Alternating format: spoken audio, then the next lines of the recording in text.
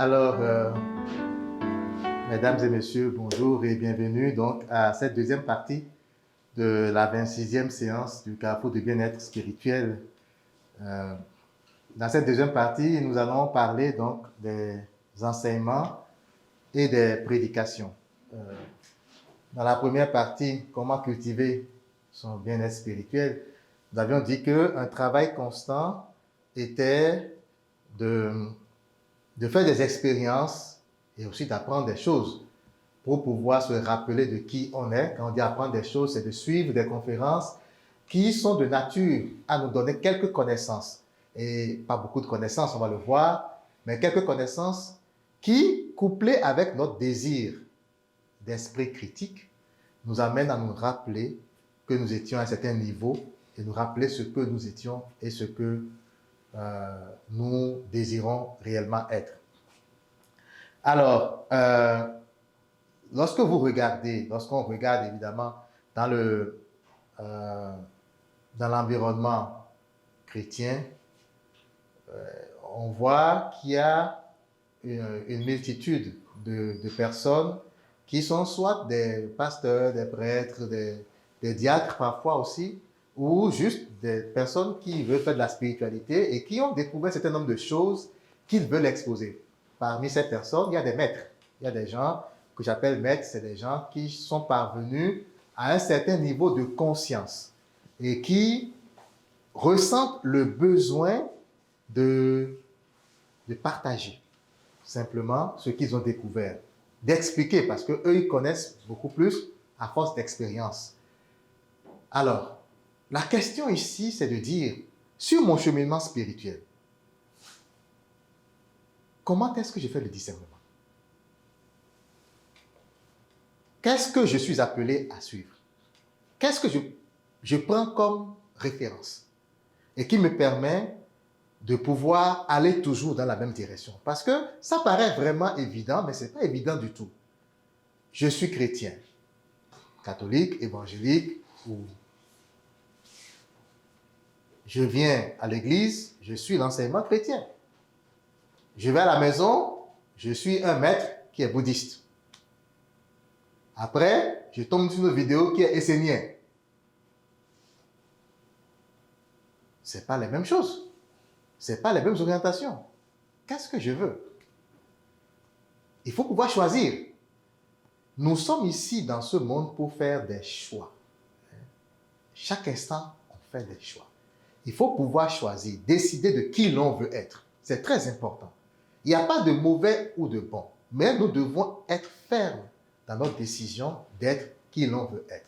Alors, lorsque nous regardons la plupart des enseignements, même dans le monde chrétien, parce que c'est le monde de référence pour nous en tout cas,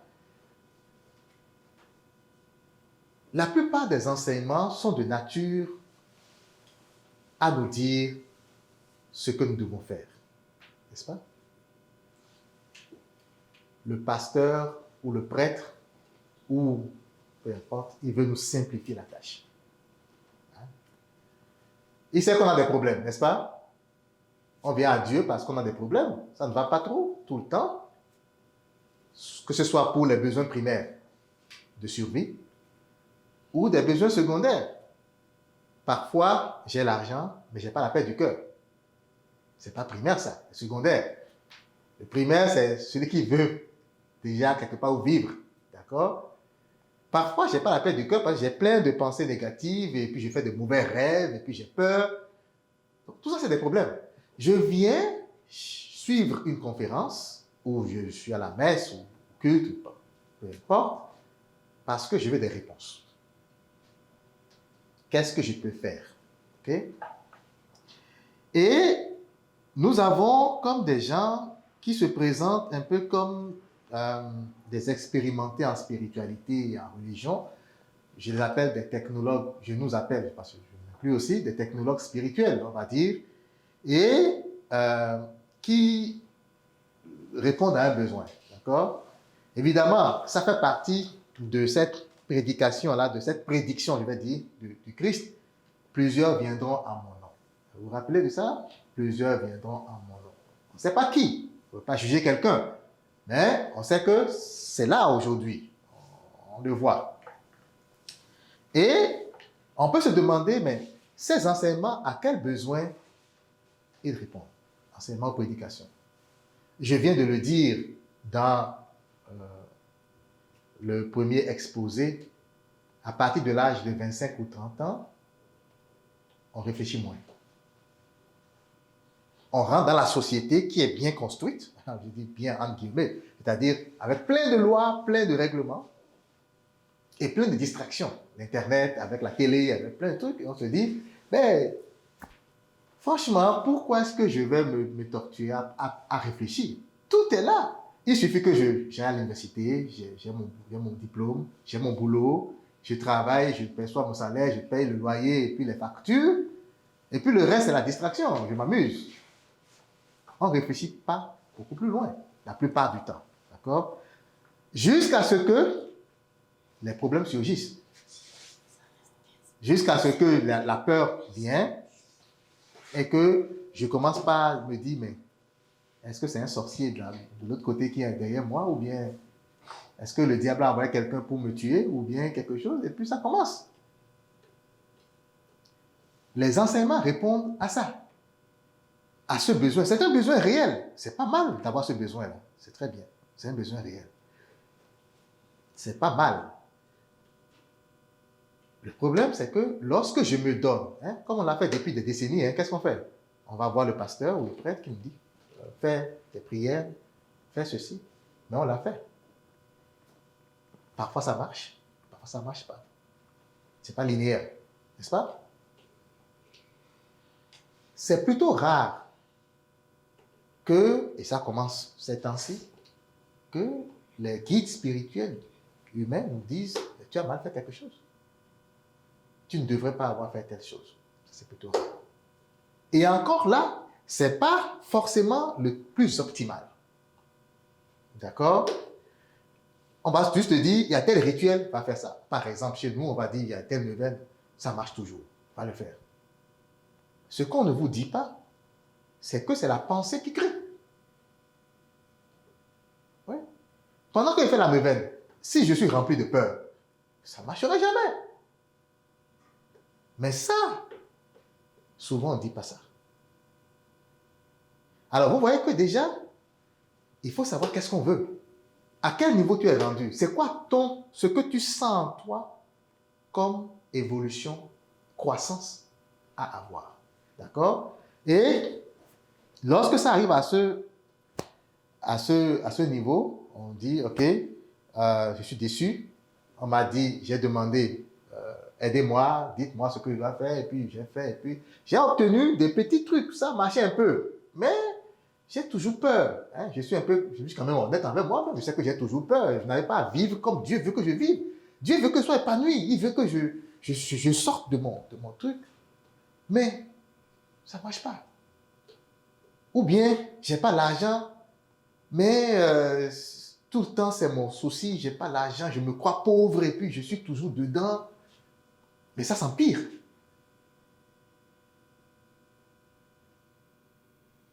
Qu'est-ce qu'il faut faire?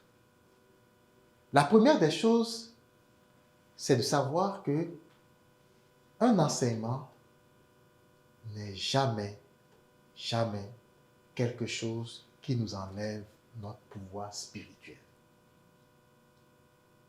Qu'est-ce que ça veut dire? En tant que créature de Dieu, vous êtes des dieux. C'est pas moi qui l'ai dit. Dans les Saintes Écritures. Psaume 82, verset 6, je pense. Vous êtes des dieux. Vous êtes des fils du Très-Haut. Qu'est-ce qu'on veut dire? On a fait le schéma sur l'âme. Ça veut dire qu'en vous, vous avez une parcelle de Dieu. C'est un pouvoir, non? On est d'accord? Vous êtes d'accord avec moi? C'est un pouvoir. Dieu, il est tout puissant. Il est tout. C'est la puissance même. Et c'est tellement illimité que même une petite parcelle qu'on te donne là, c'est comme... Et vous et moi, nous avons ça. Mais nous avons oublié. Alors, l'enseignement que vous devez suivre ne doit pas vous enlever cette envie d'aller découvrir cette parcelle de pouvoir. Je ne sais pas si vous comprenez ce que je dis. L'enseignant ne doit pas dire, fais ce que je dis, et puis c'est fini. Ça ne marche pas comme ça. Il doit pouvoir t'orienter vers ce chemin. Pour dire, mais non, en toi, il y a quelque chose que tu n'arrives pas encore à voir. Donc, tout ce qu'il va te dire doit t'amener à te lever et à faire des choses qui vont te permettre d'avoir des résultats concrets. Vous comprenez un peu? Ça, c'est la première des choses. Donc, un enseignement qui aide à la croissance, c'est un enseignement que vous devez privilégier. D'accord? Quand il dit vous devez privilégier, évidemment, il faut toujours voir, ça dépend de ce que vous voulez. Mais je suppose ici que tous ensemble, nous voulons découvrir notre soi. Qu'est-ce que nous sommes? D'accord? C'est pour ça que nous sommes là. D'accord? Mais si je vais que quelqu'un me donne toujours ses opinions, peu importe, même si c'est basé sur la Bible, d'accord? Ça demeure une opinion de quelqu'un. Je dis toujours, la dernière fois, vous vous rappelez, j'ai dit, la Bible n'est pas la parole de Dieu. La Bible contient la parole de Dieu. C'est les évangiles. Mais c'est plus des révélations. Quand on regarde les prophètes sont des porte-paroles de Dieu. On s'entend que la seule partie où Dieu est descendu, c'est le Christ. C'est quoi? 4 évangiles? Et c'est la partie la moins comprise. N'est-ce pas? C'est la partie qu'on ne comprend même pas. J'ai observé que la plupart du temps, l'ensemble des enseignements de prédication tournent autour des épîtres. C'est plutôt rare de voir quelqu'un qui s'asseye sur une parole du Christ et qui la dissèque comme ça, qui nous dit la profondeur de ce que Jésus voulait dire. C'est plutôt rare. Tout le monde, c'est Saint Paul, Saint Jean, Pierre, et puis c'est ça. C'est très facile à comprendre ça. Parce que c'est des humains au même niveau quasiment que nous. Enfin, un peu plus élevé au niveau de conscience, mais c'est pas le Christ. D'accord? Et l'Ancien Testament, oh là là, ça, c'est autre chose. Mais il faut prendre conscience que même si la personne dit au nom de la Bible, nous avons ce que nous appelons notre propre vérité. D'accord? Et cette vérité est à privilégier par rapport à toute autre vérité. Si vous avez bien suivi ce que j'ai dit dans le premier exposé, vous allez comprendre ce que je veux dire. Ta propre vérité est à privilégier par rapport à toute autre vérité. D'accord? Parce que imagine, tu trouves un enfant, d'accord? Un enfant qui est en 3e année primaire. Il ne connaît pas grand-chose des mathématiques, d'accord? Toi, tu es à l'université. Tu connais les intégrales, les équations différentielles. Maintenant, vous êtes dans la nature. Dans la forêt, vous avez un fleuve à traverser. Et toi, tu es mathématicien, ok? Tu commences à dire à l'enfant, écoute-moi, moi j'ai la vérité, ok? Je vais te dire ce qu'il faut faire. Et tu commences à dire à l'enfant, écoute, intégrale de x à x au carré égale à ceci, et puis tu commences à développer toute ta théorie mathématique pour traverser le fleuve. Qu'est-ce que l'enfant va te dire? Il va te dire, je comprends rien de ce que tu dis. Est-ce que l'enfant va pouvoir traverser le fleuve avec toi ou pas? Tu viens de me faire une démonstration à base d'intégrales et d'équations différentielles. Mais moi, je ne comprends pas ce que ça veut dire.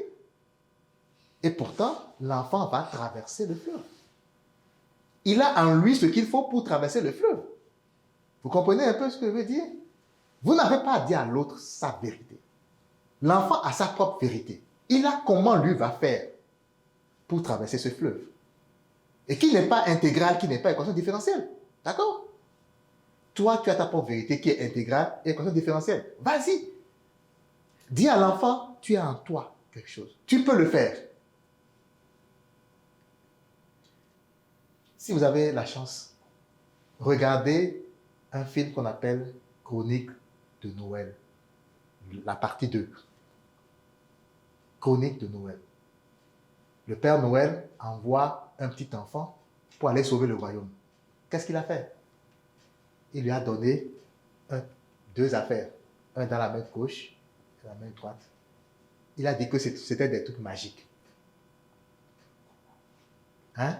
Il dit, quand tu vas arriver ici, là, quand tu vas voir le lion s'approcher, là, tu fais telle chose. Il dit que c'est magique. Quand tu vas jeter comme ça, là, ça va avoir telle affaire. Le petit est parti. Il a pu sauver le royaume. Et quand il est revenu, c'était la mère Noël. Qu'est-ce que la mère Noël dit? Il dit, écoute, ce n'est qu'un cookie. Ce n'est qu'un gâteau. Il n'y a rien dedans. Ce que je t'avais donné dans la main et que tu as gardé et tu pensais que c'était la magie, là, il n'y a rien dedans. Mais ça avait marché pour le petit. Le petit a suivi sa propre vérité. Pourquoi? Parce que ce qu'on lui a remis là, ça a activé en lui une certaine confiance. Vous comprenez un peu? Ses pensées ont changé. Au lieu de se dire, je ne suis pas capable, il s'est dit, je suis capable. Et puis ça a marché, ça a sauvé le royaume. Vous voyez un peu? Donc, c'est comme ça que Dieu agit avec nous. Il dit, vous avez le pouvoir de le faire. Mais nous, comme on cherche des enseignements, on n'a pas beaucoup de connaissances, on va voir des gens qui nous disent quoi faire. De quelle façon? De façon à ce que nous, on n'ait plus rien à faire. Et c'est ça le problème. Ce n'est pas qu'ils nous disent quoi faire, c'est qu'ils nous disent quoi faire de façon à ce que nous, on n'ait plus grand-chose à faire. Aucun enseignement ne doit vous enlever la pensée critique. Aucun. Il ne faut pas. Et c'est pourquoi il faut suivre des enseignements qui vous donnent une image de Dieu qui est en vous. Des enseignements qui vous donnent une image de vous en Dieu. Je ne sais pas si vous comprenez ce que je dis. Pas des enseignements qui donnent une image de Dieu qui est en haut là-bas et que vous êtes ici en bas. Non. C'est sûr que dans la vie de tous les jours, ça ne se répétera pas. Une image de Dieu qui est très miséricordieux, qui n'est pas là derrière vous pour vous pourchasser comme ça à chaque action que vous allez poser, mais qui est là, qui observe. Ce qu'on appelle un Dieu de tout amour. Dans le livre Conversation avec Dieu, il dit, l'amour est tout et n'exige rien. C'est ça la loi de l'amour. Et lui, il est ça. Il n'exige rien de nous. Même ce qu'on appelle commandement et tout ça, c'est que des suggestions. C'est pas, j'ai toujours dit ça. Nous, on le considère comme des lois de morale qu'on doit absolument suivre. Ben non, c'est des suggestions. La preuve, c'est que, est-ce qu'on les a suivis jusqu'à présent? Est-ce qu'on est tué? Est-ce que, même les saints qu'on appelle saints, est-ce qu'ils ont toujours suivi tous ces 10 commandements? La différence entre nous et ces personnes-là, c'est qu'ils se sont rendus compte de ça. Ils se sont rendus compte que non, Dieu tel que je le pense là, il n'est pas ça. Il faut des enseignements qui vous donnent une image réelle de Dieu. D'accord? Peu importe, ça peut ne pas être chrétien. Ce n'est pas important d'où ça vient l'enseignement. Mais il faut que ça suive la même ligne de pensée que vous voulez suivre. Alors, chacun a sa ligne de pensée. Il y a des gens, ils vont toujours dire, je veux toujours des affaires basées sur la Bible. C'est correct. Ça, aujourd'hui, c'est là où j'en suis rendu. C'est correct. Il y a des gens qui vont dire, mais moi, je veux comprendre plus les paroles de Jésus. Il y a des choses qui sont difficiles à comprendre. Des paroles, je vais aller voir des pasteurs ou bien des prêtres qui ont percé ce mystère-là et qui expliquent de certaine façon. Il y a des gens qui se posent d'autres questions. Ils vont dire, mais est-ce que l'enfer existe? Est-ce que le diable existe? Je veux avoir des vraies réponses sur ces questions.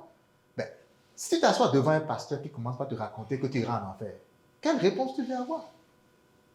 On s'entend.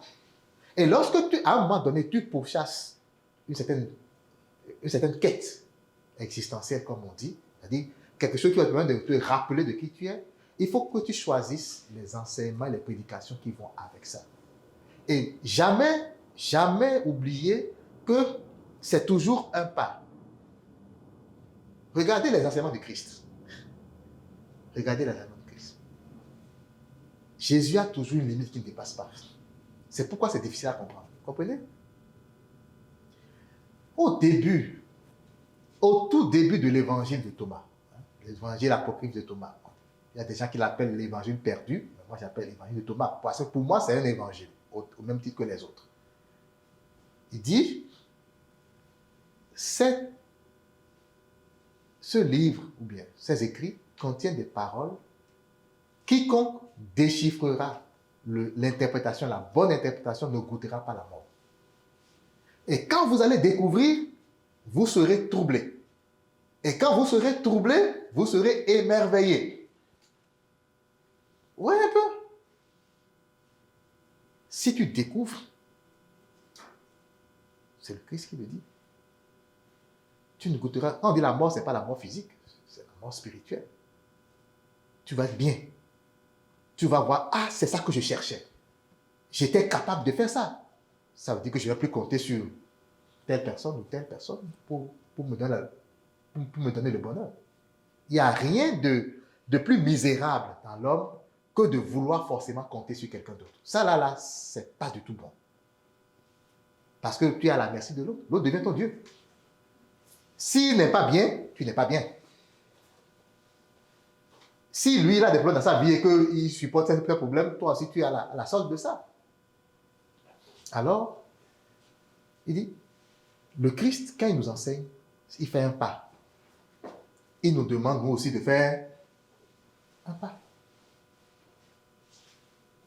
La parole, il dit quoi? Que celui qui a des oreilles pour entendre, entende. Combien de fois le Christ nous a dit quelque chose qui est très linéaire comme ça? Non. Parce que si tu ne veux pas, si de toi-même, tu ne veux pas entrer dans la lumière, tu peux avoir 18 000 pasteurs qui vont te parler. Ça ne va rien faire. On s'entend. C'est une affaire de volonté. Est-ce que je veux aller là? Et si je veux aller là, je fais chaque jour. Je cherche. Je fouille. Hein? La parabole du trésor, du gars qui a découvert le royaume des cieux comme un trésor. Vous vous rappelez? Dans la Bible. Il a cherché, fouillé. Et quand il a trouvé ça, il allait vendre tout ce qu'il avait. Ça veut dire que lorsque tu es à la recherche d'une vérité supérieure, tu as ta propre vérité. Mais tu dis ça ne me correspond pas. Je cherche une vérité supérieure. En ce moment-là, il n'y a plus d'obstacle pour toi. D'accord?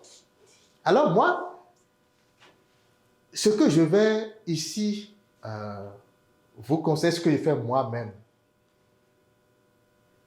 c'est de dire, Dieu que j'adore, il est unique. D'accord? C'est le même Dieu. Et c'est un Dieu tout amour. Ça veut dire que c'est un Dieu qui fait pleuvoir sa miséricorde sur les bons comme sur les moins bons. Et je suis convaincu de ça. Pour moi, et ça, je n'aime pas souvent discuter de ça, mais pour moi, malgré que je sois chrétien catholique, pour moi, l'enfer n'existe pas. Parce que je ne peux pas concilier cette idée avec l'idée d'un Dieu tout-puissant qui est totalement bon. C'est pas ce qu'on peut dire. Je ne suis pas encore arrivé à concilier ces deux idées. Donc, même si, dans les croyances de ma religion, c'est comme ça, personnellement, pour moi, je préfère croire en un Dieu qui a sauvé Hitler. Vous comprenez ce que je veux dire? Peu importe là où l'homme s'en va, Dieu le sauve. Toujours. Je préfère croire en ça. Donc, pour moi, un Dieu qui est tout miséricordieux, qui attend, qui ne s'ingère pas trop dans mes affaires, mais qui me parle de temps en temps par le biais de l'Esprit Saint, pour me ramener si je suis un peu perdu. Comprenez? Et donc, avec ça en tête, je sais ce que je cherche. Je cherche à me découvrir. Comprenez un peu? Parce que Dieu a tout donné. Parce que si je ne pense pas comme ça, je vais penser que, vous voyez déjà, ça rétrécit mon champ. Hein? Je vais penser qu'il y a le diable ici qui fait ceci, qu'il y a telle chose qui fait ceci. Vous comprenez un peu tout ce qu'on connaît là? Mais si je me dis, l'enfer n'existe pas, ça fait déjà un de moins. Maintenant, je veux me découvrir. Je commence à me chercher. Est-ce que le diable existe? C'est une question. Je fais des recherches. Je commence à regarder des affaires et je me fais ma propre opinion de ça. Vous comprenez un peu ce que je dis? L'un a dit quelque chose, l'autre a dit quelque chose. Mais moi, l'idée centrale, c'est que Dieu est un Dieu de tout amour. Ça, au moins, c'est une vérité universelle, l'amour. Si je me base sur ça, quelle idée je me fais du diable? Est-ce qu'il existe vraiment ou c'est moi qui le crée? Et après, si je me dis que c'est moi qui crée à partir de mes pensées, ça veut dire que c'est moi qui ai créé le diable. C'est ça? Oui? Ça veut dire que c'est moi qui ai créé le diable. Parce que... hein? Vous comprenez un peu? Combien de fois le Christ s'est plaint des gens qui le persécutaient? Je ne me souviens pas. Hein? Le Christ, c'est une conscience très supérieure. Je peux vouloir imiter le Christ. Et je vais me rendre compte que la plupart des choses qu'on me raconte, c'est plutôt superficiel. Parce que imiter le Christ, vraiment imiter le Christ, ça veut dire me mettre parfois même à dos de l'existant, des règles, croyances et tout ça qui existent. Parce que vous imaginez que le Christ ne veut pas rendre dépendants ceux qui l'écoutent. Qu'est-ce qu'il faisait? Qu'est-ce qu'il faisait? Il parlait aux gens.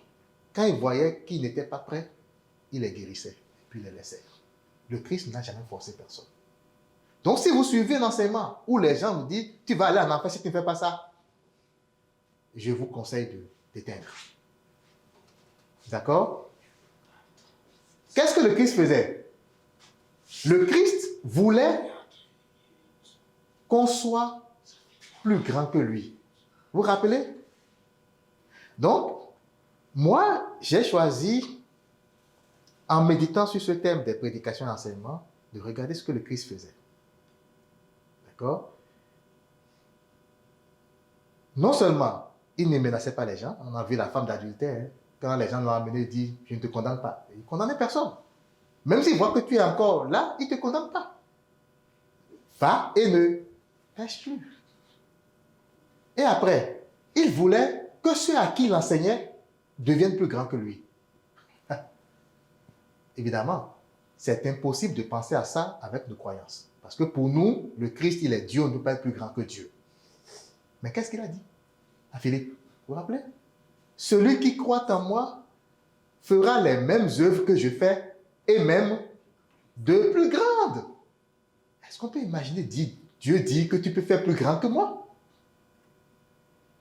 Non. Et pourtant, c'est ce qu'il a dit de sa bouche. Qu'est-ce que ça veut dire? Jésus croyait plus en nous que nous-mêmes. Si tu suis un enseignement qui ne croit pas en toi, ce n'est pas la peine de suivre. Si vous voyez les quelques critères, il n'y en a pas beaucoup, hein? C'est de la même lignée. Il ne faut pas que l'enseignement te dépouille de ton pouvoir. Il faut que l'enseignement t'encourage à croître, à découvrir en toi que tu es capable de t'en sortir tout seul. En un mot, au lieu de te donner du poisson, il faut que l'enseignement t'apprenne à pêcher. Et peu importe l'origine, ne vous limitez pas. D'accord? C'est pourquoi moi je vous envoie toutes les vidéos que je trouve. Même si c'est un enseignement hindou et que les gens font non, ce n'est que l'extérieur. Il faut que nous sortions des limitations qu'on se met. Parce que tu ne sais pas d'où Dieu va passer pour te montrer le chemin. L'Esprit Saint là, c'est l'Esprit Saint de tout le monde. Vous comprenez? Même si c'est des trucs bizarres, que tu trouves que c'est bizarre, que tu n'as jamais vu ça, c'est peut-être le gars là qui va te sortir de ta maladie. Ce qu'il faut garder, c'est que nous pouvons guérir de nos maladies. Peu importe la maladie. Peu importe. Même le simple rhume, on peut guérir de ça. C'est nous qui choisissons. Mais on n'a pas toujours ces enseignements au même endroit. Vous comprenez? Ce n'est pas toujours ton prêtre qui va te dire ça. Ce n'est pas toujours le pape qui va te le dire. C'est peut-être quelqu'un d'autre qui n'aimait pas du tout de ta religion, que tu ne connais ni la dame. Mais Dieu, lui, quand tu as ouvert la télé YouTube, là, il est tombé, il t'a envoyé ça. Dans la chaîne, c'est aléatoire, cette affaire-là. Mais chez Dieu, il n'y a pas d'aléa, il n'y a pas de hasard. Il t'a envoyé ça. Il dit, je vous parle de partout. Un ami qui n'est pas chrétien, qui te parle, tu vas lui dire, lui c'est le diable. Mais c'est Dieu qui te parle à travers lui. Un enseignement qui n'est pas chrétien, c'est ça. Ou le pape qui a fait sa conférence, Dieu te parle à travers le pape. Dieu te parle à travers tout le monde. Parce que tu lui as posé une question. En pensée, tu lui as dit, j'ai un problème. Je veux une solution. Et il te répond. Mais toi, avec tes limitations, avec ton niveau de conscience un peu pas, tu fais des filtres. Tu dis non, ça se peut pas. Diable, ça c'est le diable, c'est pas Dieu. Et tu élimines tout. Vous comprenez un peu? Donc, c'est très important donc, de savoir que le maître véritable, c'est quoi dans le livre, n'est pas celui qui a le plus de disciples. C'est écrit dans ce livre. Mais celui qui crée le plus de maîtres. Vous voyez un peu? Le chef de file véritable n'est pas celui qui a le plus d'adeptes, mais celui qui crée le plus de chefs de file. Le roi véritable n'est pas celui qui a des sujets, mais celui qui a le plus grand nombre à la royauté. Le Christ a dit quoi? Je ne vous appelle plus serviteurs. Je vous appelle les amis. Parce que moi, je vous ai fait connaître. Parce que moi, je vous ai fait connaître tout ce que j'ai appris de mon Père. C'est un enseignant véritable, ça. Marie-Madeleine l'appelle l'enseigneur. Je vous ai fait connaître. En vous apprenant là, moi, je vous élève du rang de serviteur au rang d'ami. Si vous suivez une conférence où un prédicateur ne fait pas ça, ça veut dire que peut-être ce n'est pas votre chemin. Vous devez vous valoriser. Okay? Dans tout ce qu'on vous enseigne, ça doit vous amener à faire quelque chose pour survivre vous-même. D'accord? Vous devez être créatif. Vous devez aller sortir le pouvoir personnel. Vous devez apprendre à pêcher vous-même. D'accord? Et donc, l'enseignement que je suis, est-ce que ça me rend dépendant? Parce qu'il y en a beaucoup. L'enseignement, là, on fait l'enseignement, on sait qu'il faut que demain je revienne. Je suis en train de suivre l'enseignement là, donc il faut que demain je revienne pour suivre encore le deuxième enseignement. Et qu'après demain, je revienne pour suivre encore le troisième enseignement. Et ça me rend dépendant. C'est-à-dire qu'en temps, chaque année, je dois revenir suivre le même enseignement. Mais ok. Jésus ne faisait pas ça. On s'entend. Jésus ne faisait pas ça. Et je pense même qu'il continuait d'enseigner parce que les gens n'arrivaient pas à faire des miracles comme ils voulaient. Et puis, regardez. Au final, ils ont fait des miracles. Et il était content. Vous vous rappelez? Après la résurrection, il a envoyé les apôtres 2 par 2, les 112. Il a dit, allez chasser les démons. Quand ils sont revenus, qu'est-ce qu'il a dit? Oui, je voyais Satan descendre du ciel comme un éclair. Il était content. Les disciples ont réussi à faire ce que lui voulait en les enseignant.